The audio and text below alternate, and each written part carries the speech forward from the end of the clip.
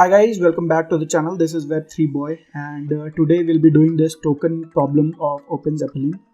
And the problem says that the goal of this level is for you to hack the basic token contract below. So there's this token contract. First thing first, I'll get the new instance of it of the token contract so that it won't disturb us in the future. I don't want it to take much time. But till the time it is getting the new instance of it, we'll just discuss, right? So it says you are given 20 tokens to start with, and you will beat the level if you somehow manage to get your hands on any additional tokens, right? So here's the new instance of the address, and so it says basically you have 20 tokens, like right? So this is let's just check what is await player. So this is our address, right? So our address has basically 20 tokens that is initially provided by this contract to us, right? So we have 20 tokens right now, and await contract dot address. Let's see the contract address. So this is the contract address, this is the player's address, and we'll check the owner's address as well. Await contract dot owner. So we'll check the owner's address. Okay, there's no owner to this particular contract right now, but because this is saying that you have to take this 20 tokens, you have initially 20 tokens, but you have to take it says if you get your hands on any extra amount of token, this particular token contract is hacked, right? So let's just and it is giving this hint to us that check out for the working of an odometer, right? So I have done my research. I want you guys to do your research as well, and before moving on to the solution right away, just tinker around and just keep on guessing and keep on doing the hard work to get through this particular challenge, right?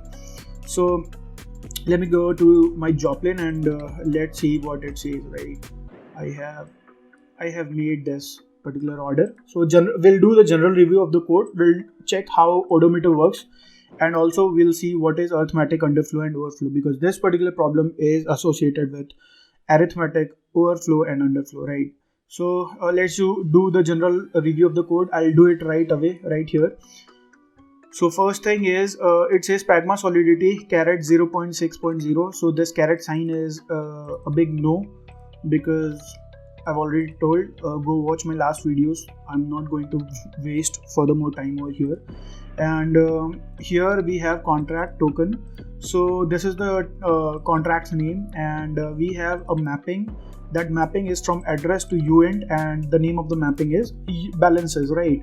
Then we have token supply, and again we have a constructor. The constructor has initial supply, and this is again mapped to the balances, right? And again we have a transfer function. That transfer function we have to pass two parameters. The first is an address, and the second is value, the amount of token we want to transfer. Public return bool, it will return bool, right? So true if it is passed, right?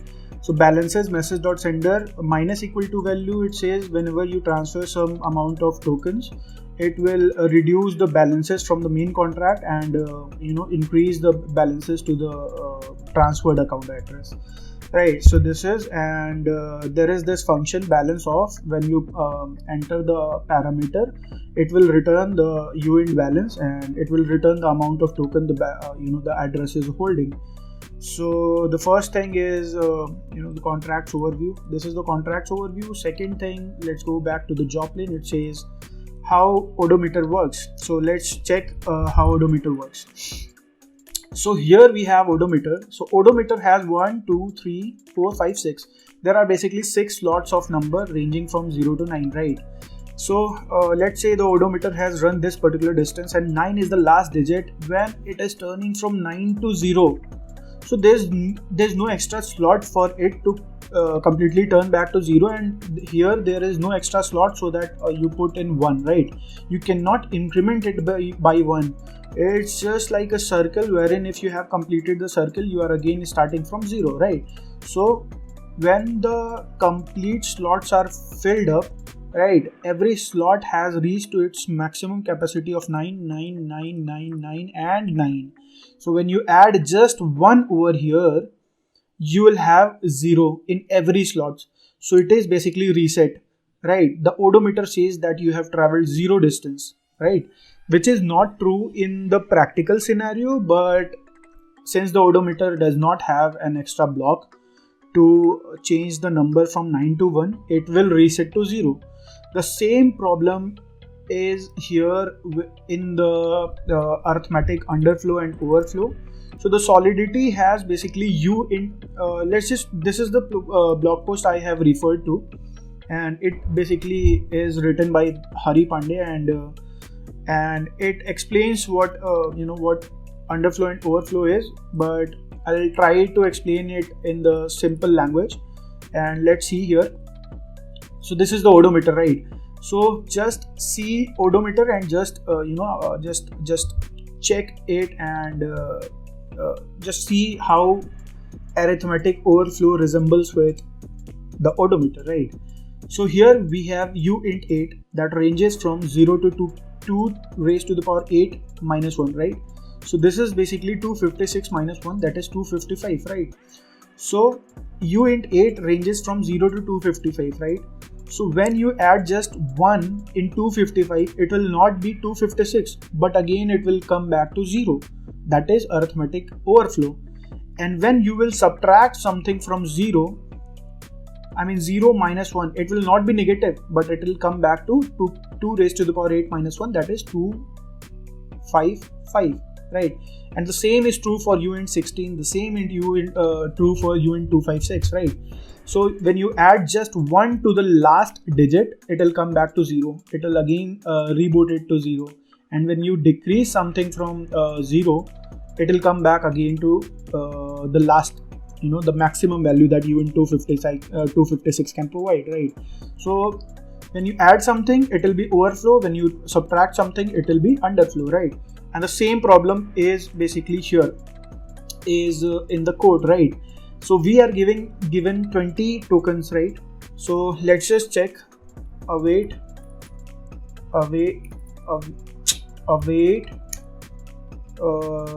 contract await player. First I'll check the address of the player, right? Await player. So this is the contract, right? And we already know that we have a transfer function and a balance of function, right? So I'll do await contract dot be balance of, right? And the balance of basically wants an address as a parameter. So if you just pass an address as a parameter, it will give this, right? And you can see that we have 20 tokens right now, right? So you want you have 20 tokens and you want your hands on some extra tokens, right? So what you'll do is you can just add 1 over here, 20 plus 1, right? You can add just 1 over here and you can transfer the 21 tokens which you don't have actually. You can just transfer 21 tokens from here to some extra address, some another address, some random ETH address. And this, you have 20 tokens, but you're transferring 21 tokens to some random ETH address. So this particular will not be reset to 0. I mean, not be reset to 0, but to negative, right? To the maximum amount of value that the tokens can, that an address can have. So it'll you are transferring not 20 but 21 tokens. So basically you are underflowing it from 0 to negative, and that is to the maximum value that it can have, right? So this is the same thing that I told you. Let's come back to this example. Let's say you have 20 tokens and you have 20 tokens right here. This is the 20 tokens, right? So let's say you are transferring 20 plus 1 token, right? So you are not coming back to 0, but you are going to an extra, just 1 less from 0. That will be the maximum value, right? So let's just do it. I'll show you. So I'll use this transfer function. So I'll do await contract dot transfer, right? I'll do this, await contract dot transfer, and the contract that is basically we want a random ETH address. So I'll open Etherscan for now, and I'll take any random address. Let's say this is the random address, right? So I'll just copy this. I'll go here, here, here. I'll pass this to this particular random address, and this transfer function is basically taking an address as a parameter and a uint value as a parameter, right? So how much do you want? You have 20 tokens, but you want 21 tokens to be transferred, right? And well, when I'll do it, I'll have the maximum amount of token that this contract can hold. And this is basically the arithmetic underflow. And